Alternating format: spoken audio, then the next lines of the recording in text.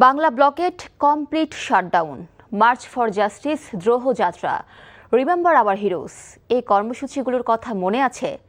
হরতাল, অবরোধ আর মানববন্ধনের বাইরে গিয়ে এমন অভিনব কর্মসূচি কার মাথা থেকে আসলো? একক কোনো ব্যক্তি বা সংগঠন এমন অবাক করা কর্মসূচি প্রণয়ন ও ঘোষণা করেছে, নাকি বৈষম্য বিরোধী ছাত্র আন্দোলন দিয়েছিল? প্রচলিত আন্দোলনের বাইরে গিয়ে চমক জাগানো কর্মসূচি কিভাবে জুলাই আন্দোলনের সব মত পথকে রাস্তায় নামিয়েছিল, জানাচ্ছেন জুবায়ের প্রধান। জুলাইয়ের শুরুতে ছিল কোটা সংস্কারের দাবিতে বিক্ষোভ। এরপর ৭ জুলাই ঘোষণা করা হয় বাংলা ব্লকেট কর্মসূচি। আগামীকাল বিকাল ৩টা থেকে বাংলা ব্লকেট কর্মসূচি ঘোষণা করা হলো। পরিচিত অবরোধ শব্দের বদলে নতুন এই নাম মুহূর্তেই সামাজিক যোগাযোগ মাধ্যমে ছড়িয়ে পড়ে।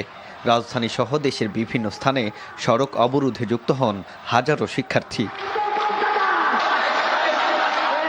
নিরস্ত্র ছাত্র জনতার এক একটি স্লোগান আর নবকর্মসূচি স্বৈরাচারের কপাটে বুলেট হিসেবে আঘাত হানে।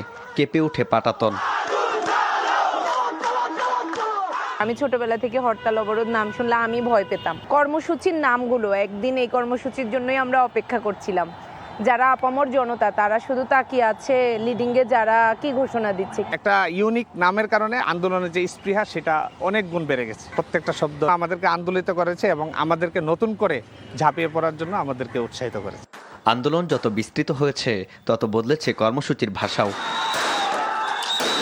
ফ্যাসিস্ট সরকারের লেলিয়ে দেয়া বাহিনী কর্তৃক সংঘাত ও প্রাণহানির পর ঘোষণা আসে কমপ্লিট শাটডাউনের মতো কর্মসূচির। আমরা যখনই একটা কোনো কর্মসূচি নেওয়ার চেষ্টা করেছি, সেটা যাতে জেনজির প্রতি আকর্ষণীয় হয় এবং মানুষ এটাকে টিপিক্যাল পলিটিক্যাল প্রোগ্রাম, হরতাল, অবরোধ এইভাবে না ভেবে তার ভাষায় তার কাছে একটা সৃজনশীলভাবে এটাকে উপস্থাপন করা, আগ্রহী করে তোলা। একে একে কফিন মিছিল, মার্চ ফর জাস্টিস, গণমিছিল, অসহযোগ এবং শেষ পর্যন্ত মার্চ টু ঢাকা কর্মসূচি।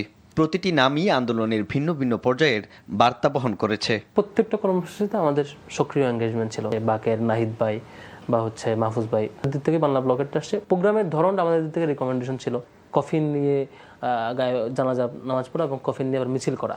যে প্রোগ্রামটা আগের দিন আমার দিক থেকে পুশ করা হয়েছে। March for justice, remembering our heroes, দুইটা নামের দুইটা প্রোগ্রাম।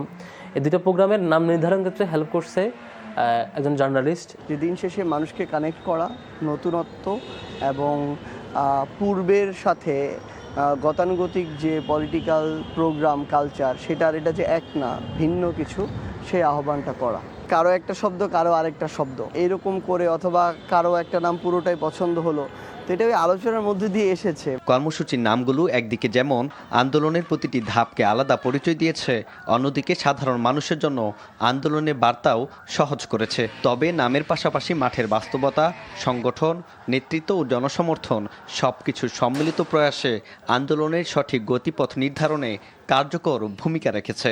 সমাজের সবাইকে বের করে আনার জন্য ডেফিনেটলি ফ্রেমিং ডাজ হেল্প, কিন্তু আসল কথাটা অন্তত জুলাই আমরা যেটা দেখেছি, আসল দায়ী আসলে শেখ হাসিনা এবং তার নিষ্পেষণ, নিপীড়নের যন্ত্র, তার বাহিনীগুলো যারা খুন করেছে, খুনের প্রতিক্রিয়া হিসেবে মানুষ বেরিয়ে এসেছে।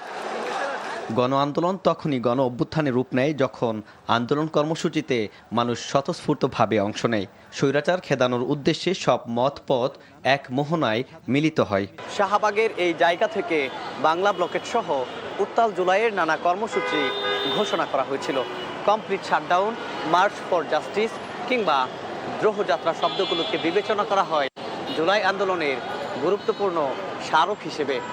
ভাষা ও নামকরণের এই অধ্যায় বাংলাদেশের রাজনৈতিক আন্দোলনের কৌশল, জনসম্পৃক্ততা এবং বার্তা পৌঁছে দেওয়ার ক্ষেত্রে দেশের ইতিহাসে উল্লেখযোগ্য উদাহরণ হয়ে থাকবে। জুবায়ের প্রধান, এনটিভি নিউজ, ঢাকা।